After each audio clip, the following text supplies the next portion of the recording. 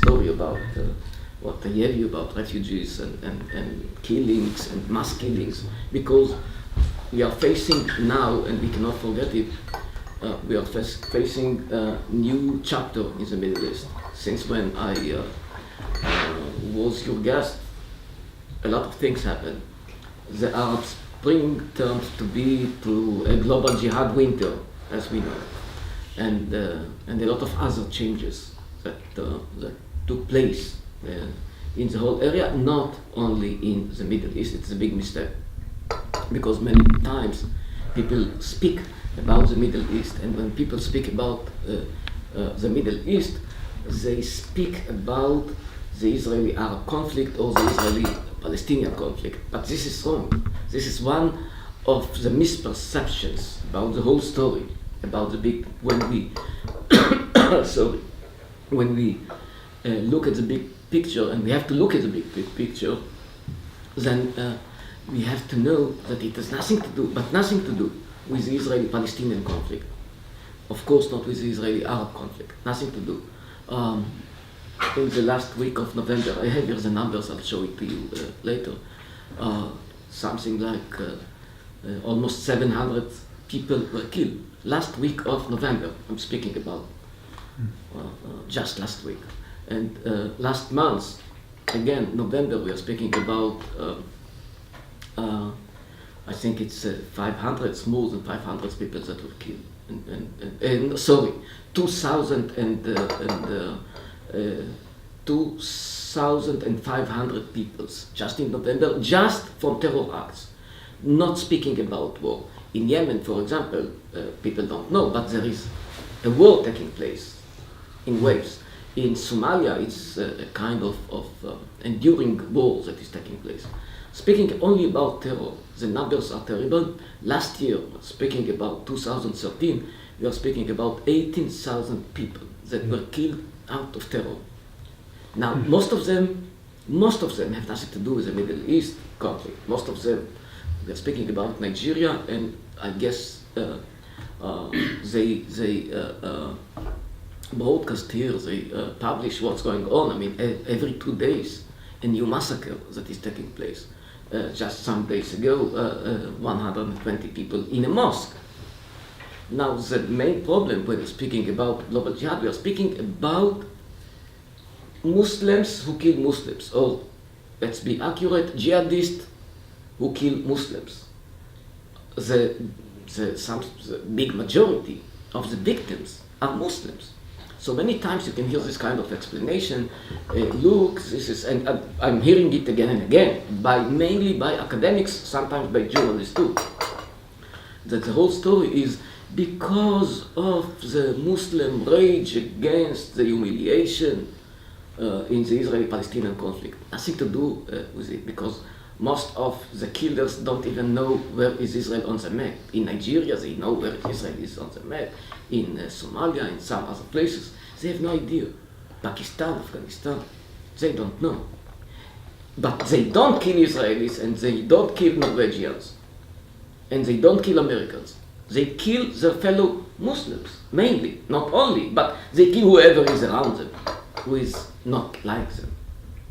So we have to understand it, because so many times people speak about the Israeli-Palestinian conflict, which is connected somehow to what is happening in the Muslim world. Nothing to do. There is not any connection. It's happening in so many places. 2 days ago it was in Grozny, Chechnya. I don't know if you heard about it. Jihadists. It's coming again. I mean, after many years of a kind of quiet atmosphere. They killed again and again. I don't know how much they publish, but I'm connected to sources of information, of research information, so I'm receiving almost every day all the data about how many people are killed by the global jihad. And it is, the numbers are frightening. The numbers are frightening. Nothing to do with the Israeli-Palestinian conflict. And most people don't understand it. They are always connecting the Israeli-Palestinian conflict to what's happening even in ISIS, Syria and Iraq lately, and so on, but nothing to do. So we have to bear it in mind. because many of us are confronted with the question of, and even John Kerry, the Secretary of State of the United States, said something like, in order to solve the problem of ISIS, maybe we have to solve the problem of Israel and Palestine. I mean, he is a good man. He is not anti-Israeli. But even the good people are totally wrong about the whole story, about the big picture, unfortunately. And in my capacity as a journalist, as a researcher, all what I'm trying to do is just to put things in the big picture in order to see, because when people don't see the big picture, they repeat the mistakes and they connect the conflict to what's going on. There is not any connection. So just some things that some of them you maybe did not see in my last presentation. So, we all know that the big story of the Palestinians is the Nakba. And you know what is Nakba already. You know the Palestinian catastrophe, what happened to them in 48. And I told you that already, that the story is not the Palestinians. It happened in every conflict. People were forced out of their homelands. It's happened even in Finland, which is in Karelia, and I guess you are familiar with it. It happened in every conflict. More than, I'm saying at least 52 million people were forced out of their homelands in order to establish new nation states. It's also happened, and we have to put it in mind, because of the collapse of the empires. Because in empires you had multi-ethnic entities. You had multi-religious, multi-ethnic, multicultural entities. Not anymore. When the empires collapsed, let's say the Ottoman Empire, why the Armenians were forced out, and it became a genocide actually eventually.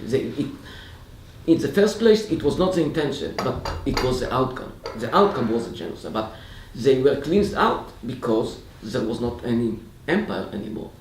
So in the new entity, the whole idea was that we have a homogeneous, ethnic homogeneous state. That's what happened actually. But it happened in many other cases. It happened even between Poland and Ukraine. It happened, of course, between Turkey and Greek and so on. And we spoke about, I spoke about it last time.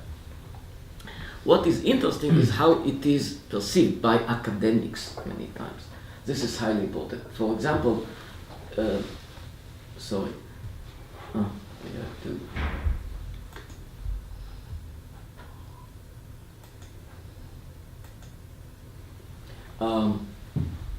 problem is that when we are going back to what happened in 48 and the Nakba, a lot of professors, this is just one example because he's a very famous and important professor in the United States, that he said that what happened in 48 to the Palestinians is one of the great crimes of modern history. It's terrible to hear something of that kind from an expert, from an academic, from a professor. He is what they call in the United States a public intellectual, which means he is not only in his university, but he appears a lot in a lot of media channels. The same person, very interestingly, said in the middle of the 90s that ethnically homogeneous states must be created. Creating the same person.